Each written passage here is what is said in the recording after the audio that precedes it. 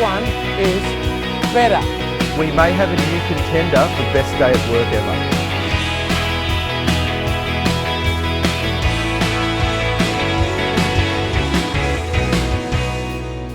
Welcome to Drive Reviews. This is the show where we test all of the latest cars on sale in Australia.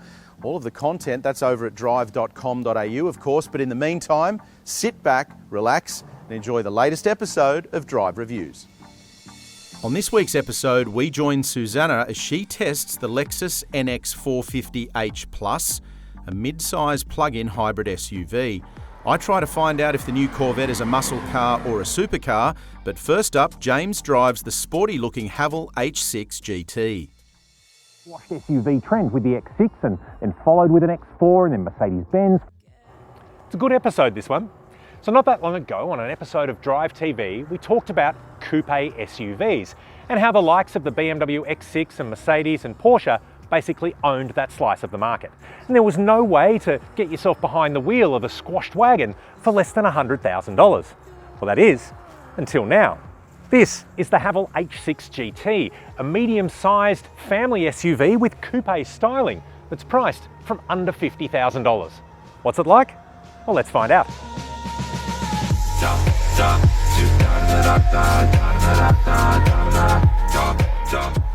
Based on the successful Haval H6 SUV, the Haval H6 GT is priced from $40,990 drive away for the front-wheel drive GT Luxe and from $46,490 for the all-wheel drive GT Ultra.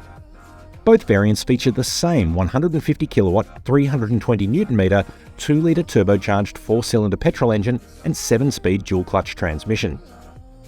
So while underneath the H6 GT is exactly the same as the regular H6 wagon, on the outside, kind of everything is different, and it's not just the coupe styling. All right, now check this out. Here on your rear door is a little winglet. Now this is an aerodynamic aid that's often referred to as a conversation starter because it does absolutely nothing other than get people to say, what is that and what does it do? Now it is just one part of the aerodynamic accessories that you'll find on the H6 GT, like the 2-stack rear wing. None of this stuff does anything to help the car's aerodynamic profile. It's not going to improve its Nürburgring lap time, and it certainly won't help you find a car park at Woolies, but it does make the style of the H6 GT a little bit more interesting. So for context, I'm 6'3", I'm nearly 50, I've had a big breakfast, so you know, I'm not exactly a lean bean back here. That seat is in my driving position, and I have a stack of leg room and toe room and knee room and head room. It's a pretty comfy bench. There are air vents, there are USB point chargers.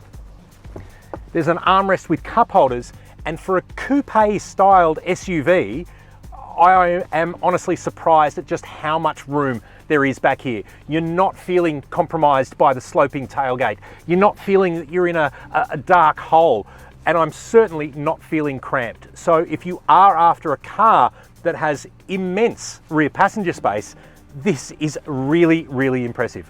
Let's jump up front. Well, up here, the front of the H6 GT is basically the same as in the regular H6. Now, this being the range-topping version means we get a 12.3-inch infotainment screen, which I'll run through in a minute. But the things to really note here, good seats, good support. You do get unique GT badging on these. But one of the things that we've been impressed with the regular H6 as well as here in the GT is just how much storage you get. And I have to say, in terms of that practicality of always having somewhere to put your stuff, this is a really good layout. So the infotainment system in the H6 GT, in the top of the range model here, you get the 12.3-inch cluster, and that's the one we're going to talk through today because the features are basically carried across. It's just the display looks a little bit different.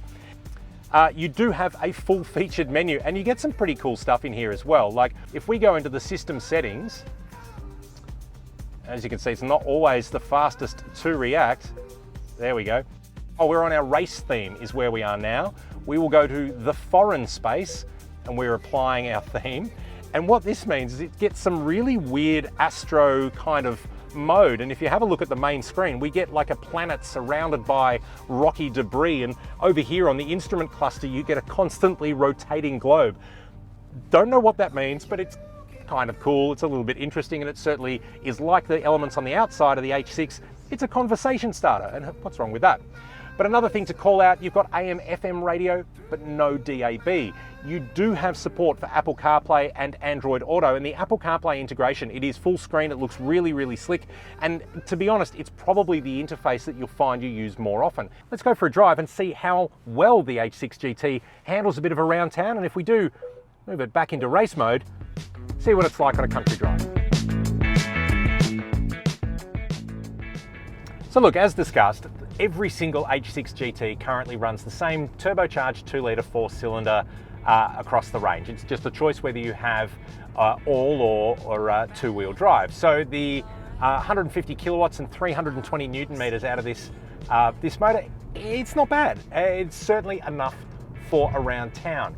So once you've come to terms with the power out of this thing, you will realise that the sporty demeanour on the outside and even that really cool exhaust note that you get from race mode, this is not a sports performer, and I think it's a choice that you can make as a medium-sized SUV buyer to have a car that is a little bit different, and it basically is a style statement far more than it is a performance statement, and you know what, that's okay. After the break, James gives us his final verdict on the Haval H6, and Susanna charges up the Lexus NX 450h Plus.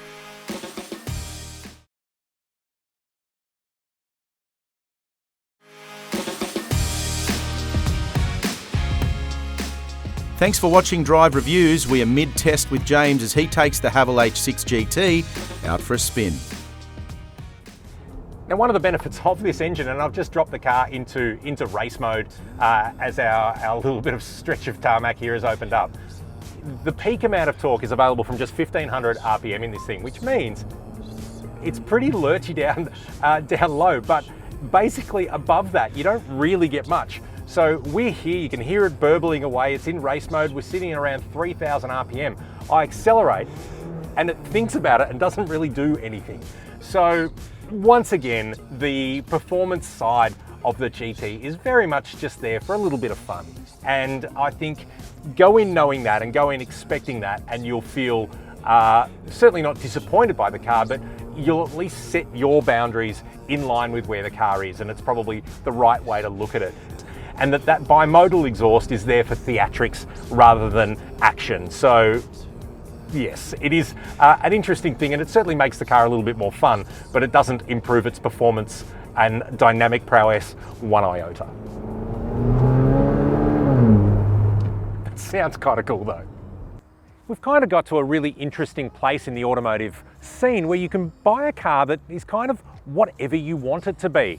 Cars like the BMW X6 exist for one key reason: a style choice. There's no difference over what a regular X5 offers, you just get a slightly different look. And the H6 GT is exactly the same. There are no compromises made here over the H6 wagon. It's the same underneath, you get the same huge interior passenger space, you get the same compromised boot, but you get it in a format that suits your style and your preference. And for that, I think this car needs to be applauded. It is not vastly different, it is not dynamically amazing, it is a good value-packed urban running family SUV, but it's also a kind of cool looking one. Now, if you've got any more questions about the Haval H6 GT or the rest of the Haval range, head on over to drive.com.au. We've got a full detailed review of this car, as well as great other features and news on the Haval lineup, as well as every other SUV and other car in the market. What's that saying about a bride on her wedding day? That she needs something old, something new, something borrowed and something blue? Well, I don't have the something old, but I'm pretty sure I have the borrowed, new and blue parts sorted with this car behind me. It's the Lexus NX 450h Plus, Lexus's first ever plug-in hybrid, and its brand new prize fighter in the hotly contested luxury medium SUV segment.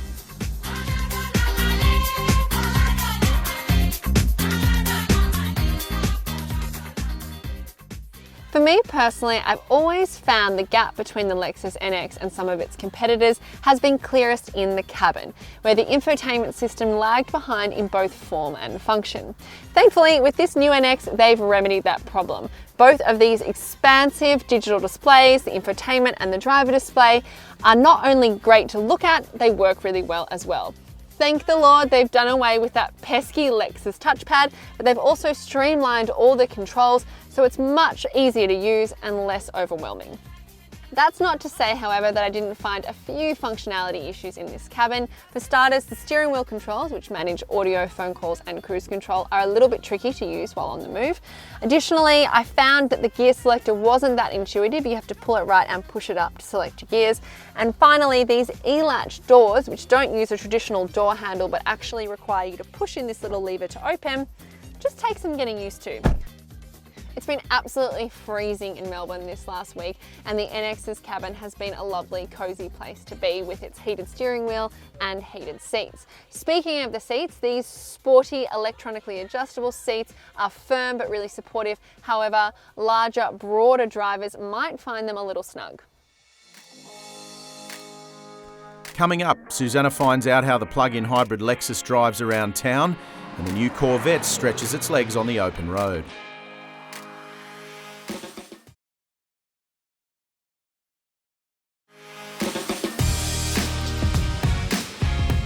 Welcome back. We are testing the Lexus NX 450h Plus, a luxury plug-in hybrid SUV.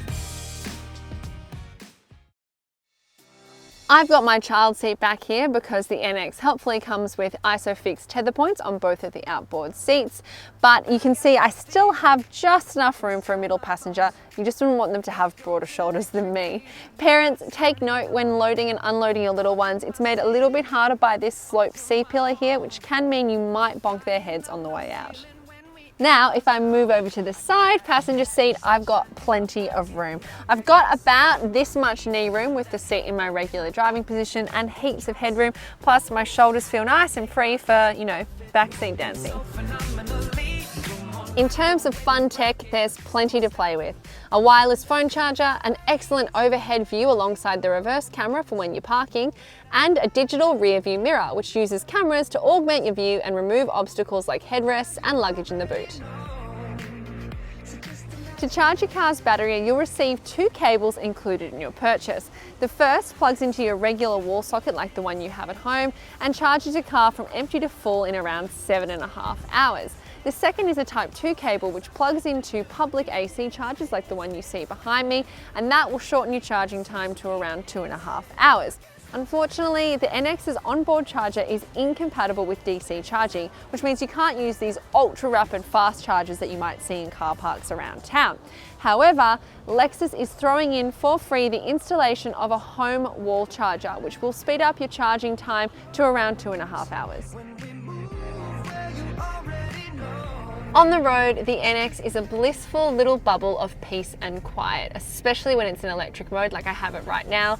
Noise from the outside and the tyres on the road barely penetrates the cabin, and when the engine does kick in, it's a very subtle purr. The best bit about this car is you get all the fun factor of a full electric car. It's so satisfyingly quick and silent from a standstill, and acceleration feels a bit like warp speed. If I had to make one complaint, it would be about the visibility in this car. The slanted rear windshield and the darker roof does make it feel quite dark and constricted back there, and it does feel like you have a few more blind spots than you might have in a larger SUV. However, Lexus's safety systems fill in the blanks really well. The sensors will go off if someone walks behind your car or in front of it while you're stopped in traffic, and the blind spot monitor works really effectively. So you're never really lacking for notifications if there's pedestrians, cyclists, etc. in your blind spot. This car does what it says it will and then delivers a few more pleasant surprises. The electric-only range will actually get you further than you think it will and makes the car smooth, silent and super quick off the line. It's practical and easy to handle around town, but without compromising on fun factor. I'd enjoy it just as much doing errands as I would hitting the Great Ocean Road. $90,000 is by no means a bargain, but Lexus has packed the plug-in hybrid NX with plenty of standard equipment, while the addition of a home charger, Lexus Encore and 5-year warranty really sweeten the deal. So whether you're looking at it as a plug-in hybrid or a luxury medium SUV, it seems the Lexus NX has finally hit its stride. Well, here it is. It has finally reached Australian shores. The all-new Chevrolet Corvette in factory right-hand drive specification for the first time. Now, When the Corvette was first released in America in the 1950s, it was tagged as America's sports car. And that started a really interesting debate that's gone on through all the generations of the Corvette. Is it a sports car? Is it a muscle car? Is it a supercar? And that's the question that this new one has to answer, because not only is it right-hand drive for the first time, but it's also rear-engined for the first time. And traditionally, that's been the domain of the supercar, not the muscle car. I don't know where you define it now. Where do you place it? Is it a muscle car? Is it a supercar? The engine at the back didn't really sit well with a lot of the Corvette traditionalists, but I think the important point is that this vehicle needs to appeal to more than just the Corvette traditionalists. Thanks to GMSV, it's available in Australia. It is factory right-hand drive, as we said. So let's delve into whether this is a muscle car or a supercar or something in between.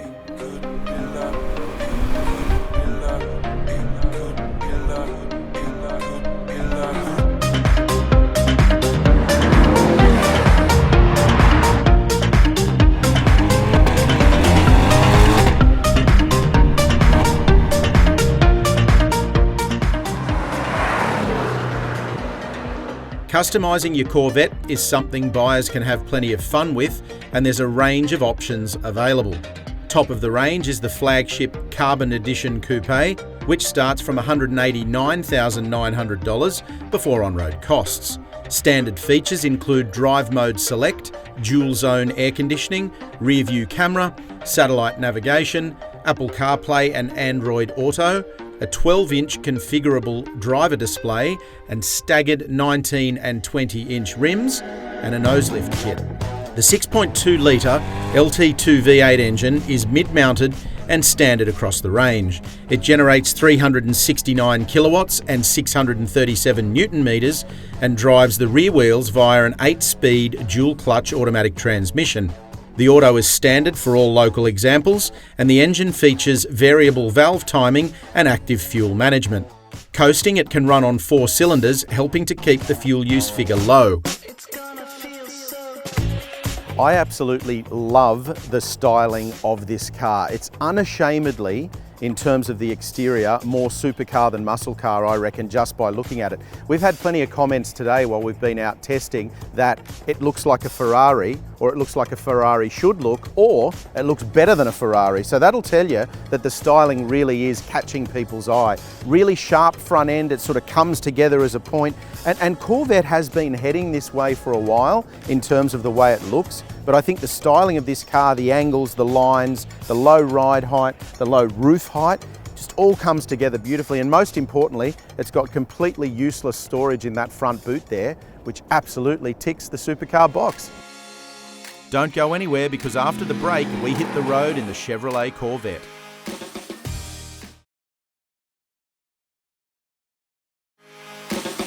Thanks for joining us on Drive Reviews. Let's find out more about the Chevrolet Corvette. If we carry the supercar versus muscle car argument in here, into the cabin, I reckon once you spend a bit of time in here, you're going to be thinking that it's more like a supercar than a muscle car. This feels very sports car-like, very driver-focused, and very much like we would have expected out of things like Ferrari, Lamborghini, Audi with the R8, Porsche 911, those kinds of vehicles. And I know that the Corvette may not actually punch right up to that level, but gee, I tell you what, it's pretty close. There's some really interesting design elements, but I think if you've owned American cars in the past, if you've always wanted an American performance car, you're going to get in this and think it's a really, really well executed cabin.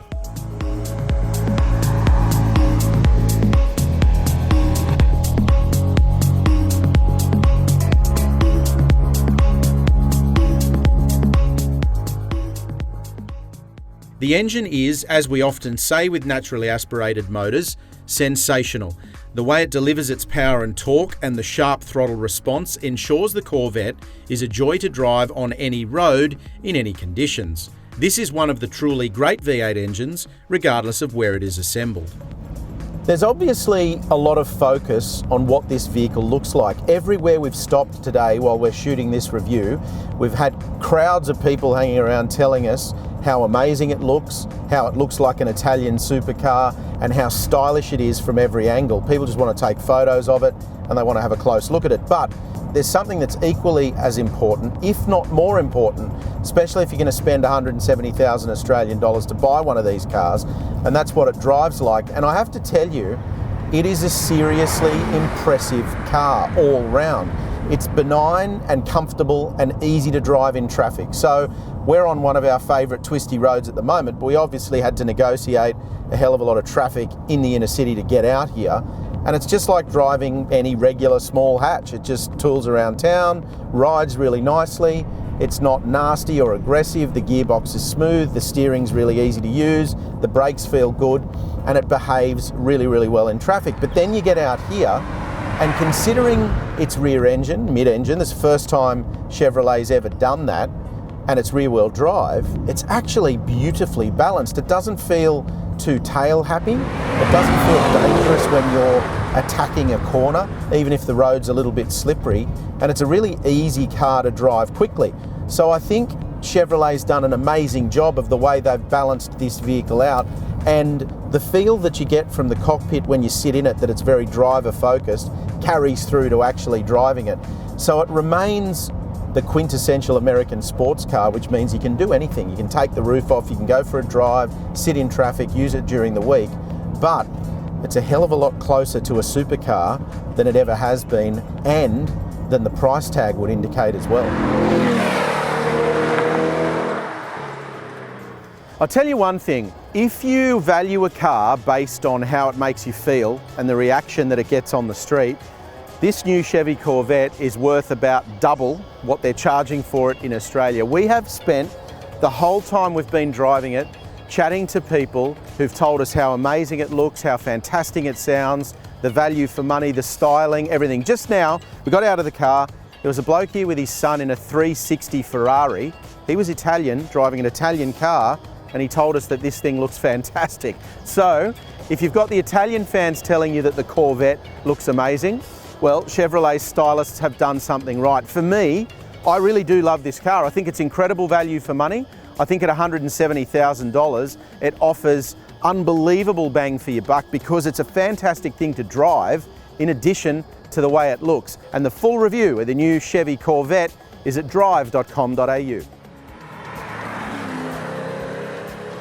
Thanks for watching Drive Reviews. For more information on these vehicles and more, head to drive.com.au. Our job at Drive is to road test all of the latest cars in Australia and help you decide which one is right for you. But the Drive website's job is to help you purchase that next car. We've got 20,000 vehicles listed from 1,000 accredited dealers, and your next new car could be waiting for you at drive.com.au. Oi, you want the car tonight? You got to earn it.